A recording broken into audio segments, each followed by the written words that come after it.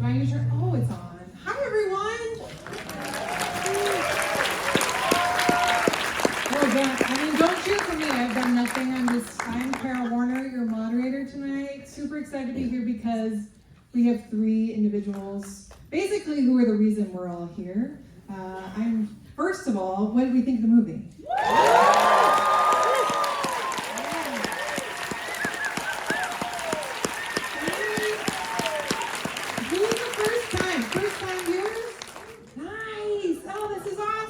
Okay, well, without further ado, I want to bring out the reason why we're all here. Three Wonder Women, star Annette Bening, and Diana Nyad, and Bonnie Stoll.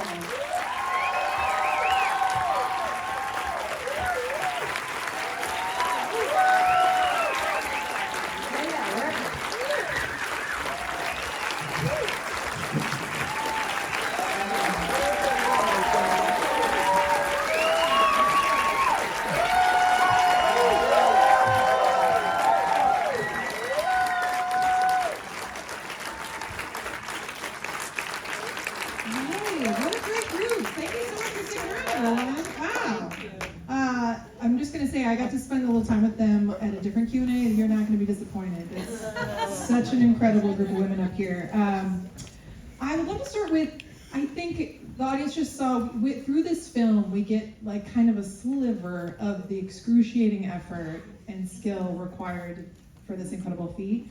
Can you talk about, each of you, like, what you feel like the film captures best about what you know about what it is to swim, how Diana swam, or like what you think the film does the best in capturing what you all endured? Okay. Go for it. Yes. I think that what I'd like is for you to all be inspired by what you see up there, and for you also to know how important friendships are.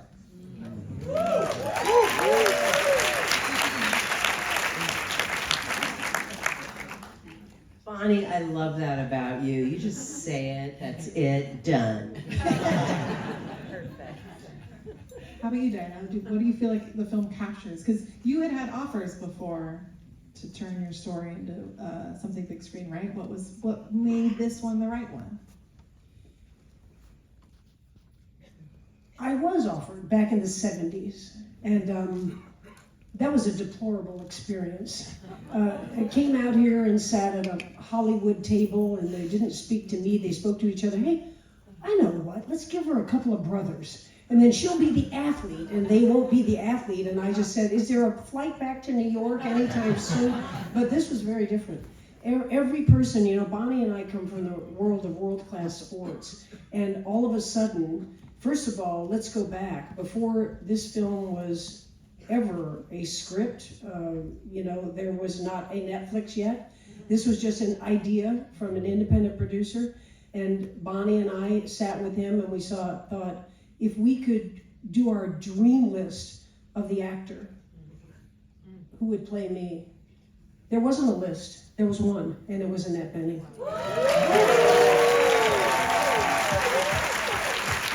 And I'll never forget, Andrew Mazzara called me and Bonnie one day, and he said, are you guys sitting down? And we thought, oh, that's it. It's not happening. All the funding is going to go away. It's not, the movie's going to be dead. He said, Annette Bening's in. And we hit the roof. We hit the roof. And we've hit it ever since, watching you. I've watched you play this role. Annette, I like to say, you know, it's me, but you played this role, and with ferocity and with unapologetic, you know, relentless, fierce focus, and it's what we all want for our lives, don't we? Yeah.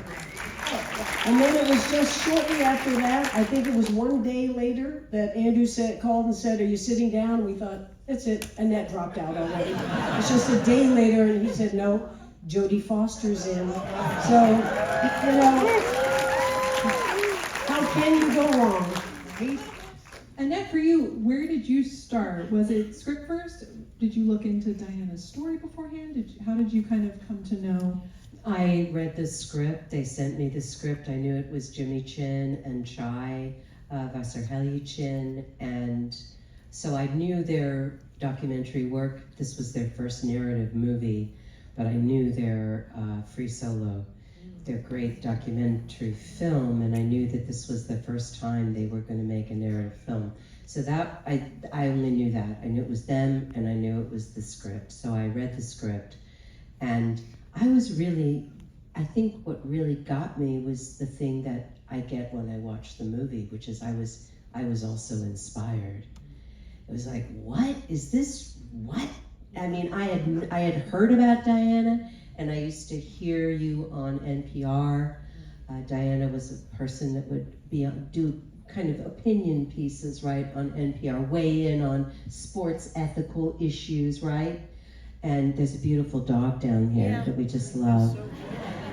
Anyway, so I just thought the story just blew my mind, and I just immediately jumped in and thought, yeah, I've got to, it's one of those I knew immediately that I would want to do it. How did you wrap your mind and possibly body around the swimming aspect? Yeah, that I kind of underestimated. But I've done that my whole life, where I'm like, I'll just jump in and then I'll figure it out. And in some ways, creatively, that's a good thing. I think we all kind of long for that experience, especially as we get older, to kind of go into the unknown and do something brand new. I mean, I was always in the water. I was in the water a lot as a kid. I was a scuba diver as a teenager in San Diego, which is, by the way, a terrible place to scuba dive. But whatever, that's another story. But I was a certified diver, so I've been in the ocean a lot, and I worked on the ocean, and I, grew up in swimming pools because I grew up in San Diego, but I was never a swimmer. So, I think that was something that I really wanted as well, which was, how in the world am I going to do this? And I could have, backed out. I mean, once I decided I was going to do it, and then I got in the pool and I started working, I thought, what the hell am I thinking? What am I thinking? I'm now 65, so it was a few years ago. It's like, what am I thinking? So then I just went to work, and I thought, well, we can do, if they need other people, we can fake it, whatever, we'll figure it out. And then I got really into the swimming, and I thoroughly enjoyed the swimming, and it's changed my life. I love to swim now. I'm addicted to swimming. And I think my ego got involved too. It's like, fuck it, I'm gonna fucking do this. And my swim coach was like, you can do it, Annette. And Diana came over to my house to watch me swim. I was so nervous. Oh my God. I was like, Diana Nyad's at my house. Were you able to decide when she came to visit you? I was. Okay. Okay, I'm gonna let her come over. She can see me. She was like, oh, good job, Annette. No, you were very encouraging. She got in the pool with me. My coach was there too. I had my coach to back me up in case Diana was like, wrong. My coach was awesome. I had an Olympic swimmer, Rada Owen, who's an amazing woman too. You guys know, these Olympic athletes. I mean, I haven't known very many, I don't know how many Olympic athletes. I've always watched the Olympics, right? And I love the mentality of the great athletes. So anyway, Rada came over, and she's 6 foot tall and still loves to swim too, which I think is a big thing because a lot of people get burned out. But she didn't, and she was so patient with me, and she knew how not to overwork me too. So I'm gonna quit talking. If I might say, swimming, as you said, you were in the water. You were in San Diego. You had no fear around the water, but you weren't a lap swimmer. No. You weren't on a team. No. Annette did not have a freestyle, so Rada is the one who dived in with all the technique. But I don't care, to be the age of 60, which is when you started filming the thing, 64, which is my age when I did the swim. To start as a swimmer and to look like that Annette swam every day for a year. And she developed the muscularity of a swimmer. I mean, it was a true tour de force dedication. Let's not talk about that. Let's as talk an about Something athlete. else. Come on now, come on now. What about Annette as a swimmer? About Diana. Yes. Well, I about wanted Bonnie. well, yes, we have to get to Bonnie at some point. Fine. I just wondered, from the film aspect, how you actually went about the filming in the water. From your experience, like, can you just kind of briefly talk about the technique like involved in? Because it seems so impressive, right? Because it feels like we're right there with her. I think that's what's something that you can feel the hours in the water that I think is really impressive. Was it something new that you had experienced as far as the technology used or the approach that Jimmy had? Yes, we had we shot in a tank. So there are a number of these tanks all over the world where they've built. I'm sure some of you know about this. So this one is in the Dominican Republic, and it's a 70 meter by 70 meter tank, and it's built adjacent to the ocean. So they build a big ramp here, then the tank is here, and the ocean is there. Like an infinity. Yeah. So if I'm a camera and I'm shooting in that direction, I can make it look like it goes forever. And of course, we had our boat that went back and forth. So we used the tank for a lot of that. We had an underwater photographer, a very famous guy named Pete Zuccarini, who's about 6'2", and then he has this longest flippers you've ever seen that are about this long. And he actually is one of those free diving photographers as well. So he has a team with him. And so he's got his main guy. So we're all in the water, we're all getting ready, they got the cameras on the crane or whatever, and they're shooting this way or whatever. And Pete, his assistant says, okay, hang on. So then Pete takes his breath, which is silent, by the way, because when you take a big breath, you don't actually have to make any sound. Makes this big breath, and then he goes down. And so his assistant watches him, and he's like, okay, go. And then we start. Wow. And he would be, we did a lot that way. We also had our cinematographer, Claudio Miranda, built a camera that went along this little track on the edge of the platform. So he got down inside of it underwater and was shooting that way too. And then we did some drone stuff, of course. So we didn't get to do too much in the open ocean. It's technically almost impossible to shoot on the ocean, and there are many famous water movies that there's these stories about what a nightmare it is because you can't match it in the horizon and the sun and the changing of the weather, all of that. So that's how we do it. I love hearing about it, right? It's just, it worked for me as far as, it seemed like the ocean to me, and it's excellent. There were a few visual effects. Yes. But it's great that all the athletes that were involved, right? You have free divers, you have, Jimmy is an elite athlete in his own. I wanted to ask about the makeup and hair involved, because I always think, as someone who's melanin deficient, about the SPF when you're filming in the sun. What was that like for you? Was it a different type of makeup? Did you have to worry about that? We did worry about that, and we just coated ourselves constantly, and there was sunscreen. Yeah, we focused on that a lot, and there are prosthetics in the movie. We had Julie Hewitt did the makeup, and she sort of designed the prosthetics, and we had some excellent prosthetic artists who came in and did the work. We had gradations of severity, because if you look at all the documentary footage of Diana and sort of the different stages and what it would do to her face.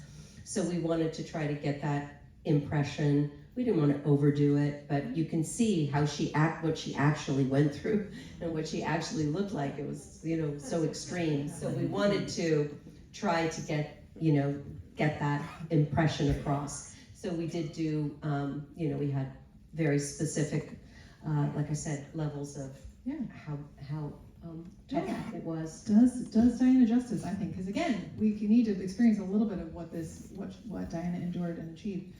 But my favorite call in the movie, we're not from the movie business, so we were just new to all of it. The wardrobe woman called, And it wasn't The Crown, but it was another vintage, piece she had just been working on for a whole series. It's like every dress was as big as this stage that she worked on.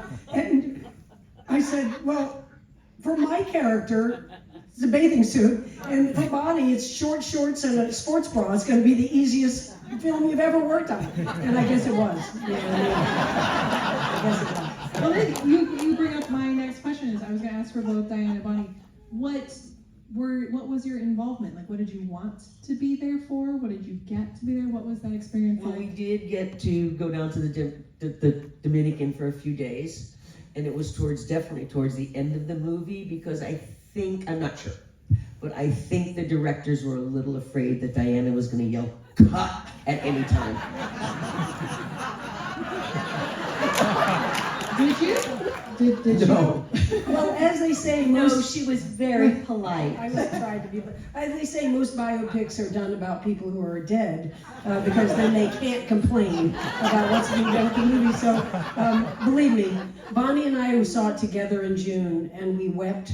We asked not to see anybody afterwards. We didn't want to have a reaction, and we are just, the words are hard to find. We're just moved. We spent a lot of time together beforehand, when we were getting to know, when Jody and Jody is not here tonight, but she's here in spirit because we all love her so much. And when Diana and Bonnie were excited she did the movie, nobody was more excited than I was, because I knew what that meant. And I knew the gravity and the gravitas that she would bring. Also, we got on very well very quickly. I mean, she came over and kind of tested me out. She came to my house. She was interested in the movie. She hadn't agreed to do it yet. I didn't really know her, so I could tell she was like, what's she really like? So, no, she did. She was, but she has great ideas. She has great script ideas. She knows all about making movies from every point of view. She directs, and she's been in the business for 57 years, and she's 61. I mean, really, seriously, she has. And so she's kind of seen it all, done it all.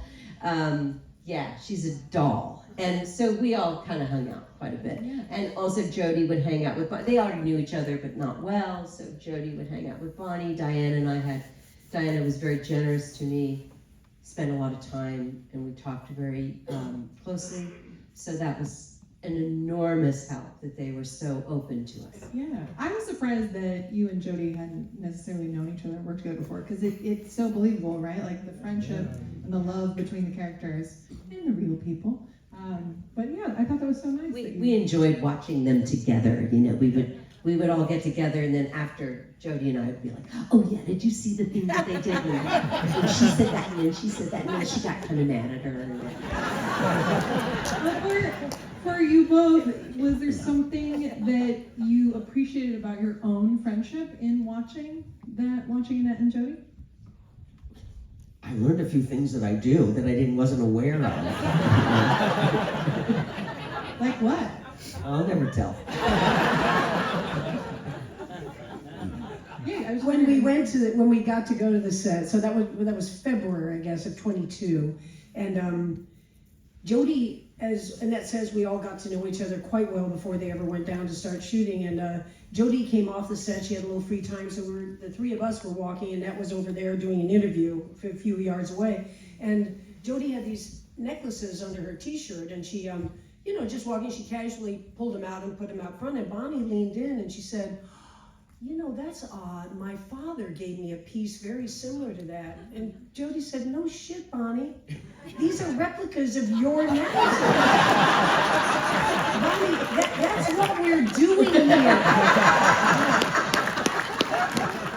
Instead, she pointed over to Annette, who was sitting over there wearing the clothes that I wear. And Jody said, you see Annette's hair? Do you think she wants to wear her hair?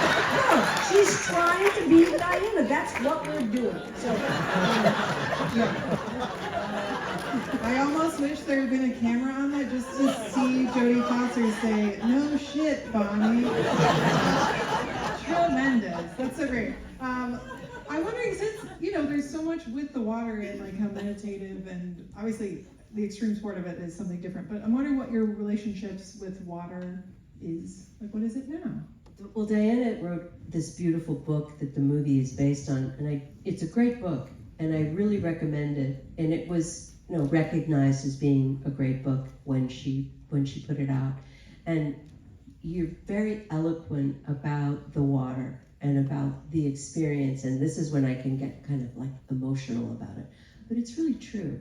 And there's something about being a human being in the water, and especially in the ocean, because of course it's infinite. And so that part of what you did, that's the part where it enters into a sort of another level. And I feel like when you asked the first question about the movie, like what did the movie capture, I feel like there's a few moments in the movie for me, and I'm sure I'm biased, but when I watched it, there are a few moments where the movie kind of lifts, and it goes, the cinematic part of it really takes you into the experience, the more spiritual part of what Diana was doing. It was just beautiful. There's a number of great books about swimming, but that's a really good book, and she talks about her experience of being in the water, and just how you have a different sense of yourself on the planet. It's very beautiful. Thank you so much. Your word infinite, infinitude.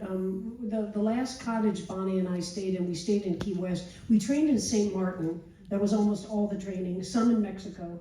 But we'd get to Key West by early June, start waiting for weather and train. And the last cottage, I won't be able to quote it correctly, but it's a Pablo Neruda quote. There was a black and white photo of the ocean, and a woman was standing from the back, a black and white photo, hazy photo, and she's looking out.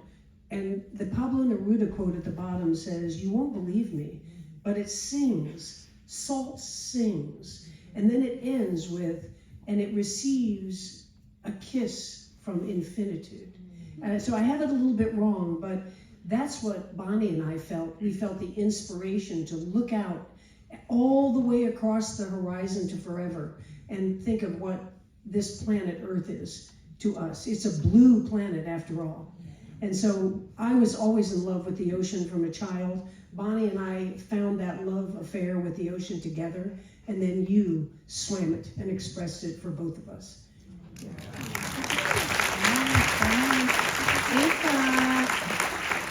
Continuing on the theme of inspiration, if you had to give advice for someone that would like to maybe jump in the ocean and start a relationship with the water, what's your advice for getting to know the water? If people are fearful or kind of want to. Well, it depends where, in which ocean. Just make sure there are no box jellyfish wherever you go. And you know what? Clearly, it's not about that. Yes, it's all about swimming and the language and the activities swimming, but it's about your dreams. Are you brave enough? Are you bold enough to chase your dreams? It has nothing to do with swimming. So go chase them.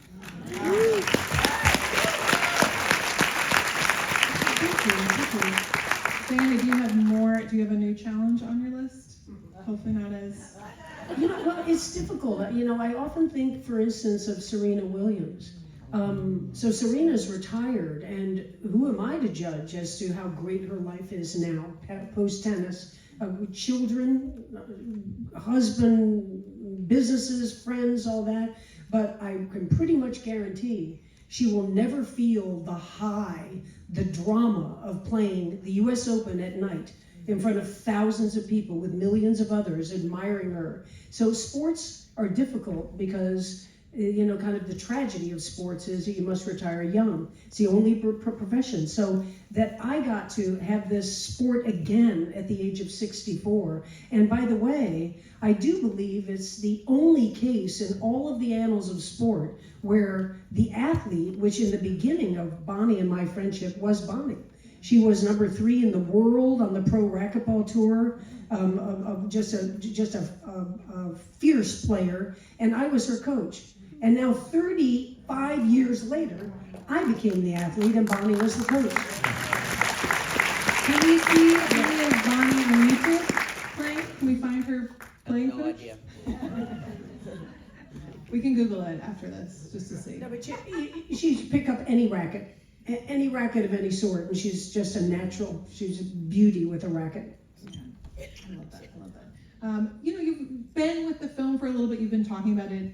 Wonderfully receptive audience. I feel such great energy from you all in this room. I'm wondering if you can kind of talk a little bit about, it's a slightly loaded question, but what's been kind of the best part of the experience so far, or what kind of has stuck with you?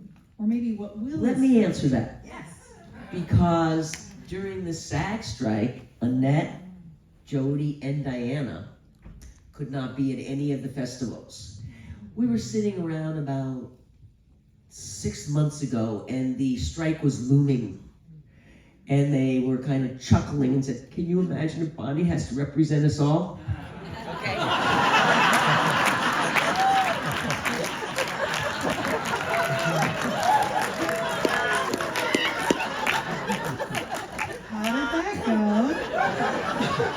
There were things you liked about it, right? Talk about the things that you liked. She got her own car. Listen, I'm still having a ball. I'm loving it. It's the only time in my life I'm ever going to get to do it. It's a completely new chapter. So there's nothing to dislike about it. Annette and Jody and I occasionally, and the writer, Julia Cox, we occasionally were brought in on a FaceTime at the end of these screenings that Bonnie was at. So nobody saw us, but we could watch. They would put us on FaceTime so we could see, oh, there, look, the audience is cheering. Yeah.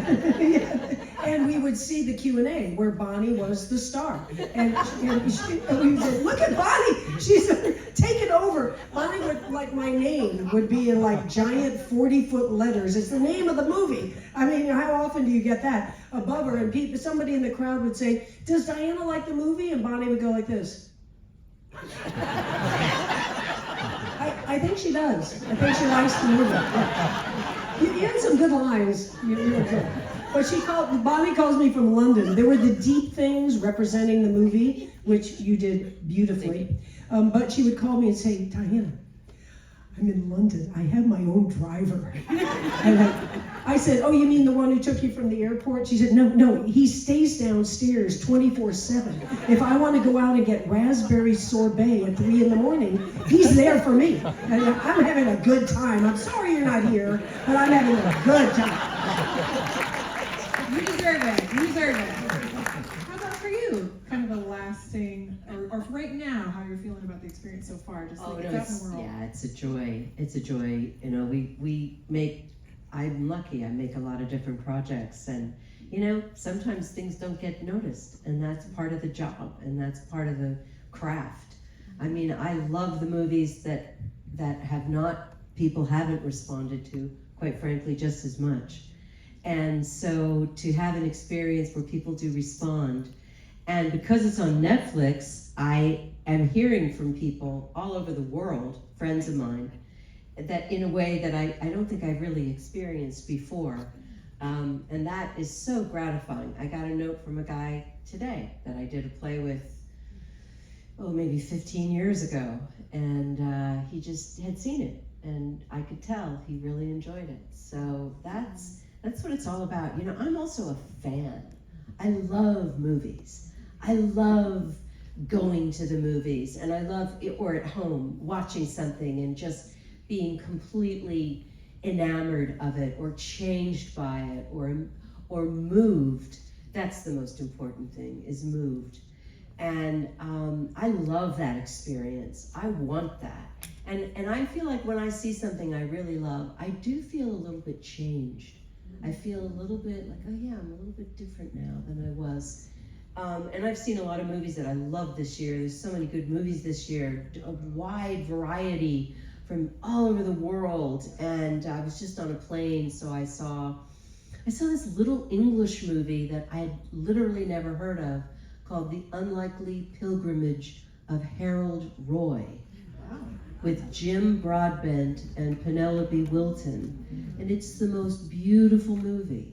And I'd never heard of it, and I just was on a plane, so I'm like, I love these actors, I'll check this out. And I was just sobbing on the plane. So, that's part of it, is you want people to enjoy it, it's great. Yeah, and this is such a special one, as you can now see from the people who made it, and that you all got to experience it. Thank you. We learned about you, we got to feel with you, and it's so inspiring. Anything else before, any final words? there's a really good feel-good movie, and I'm not promoting anything other than Nyad. But this, I mean, there's not a whole lot of feel-good out there. The Bank of Dave. You will not take a smile off your face. I love it. I didn't know we were going there. But Nyad is on Netflix. Please, if you like to, especially first timers, talk amongst yourselves, talk to your friends. Thank you so much for coming, everybody. Thank you.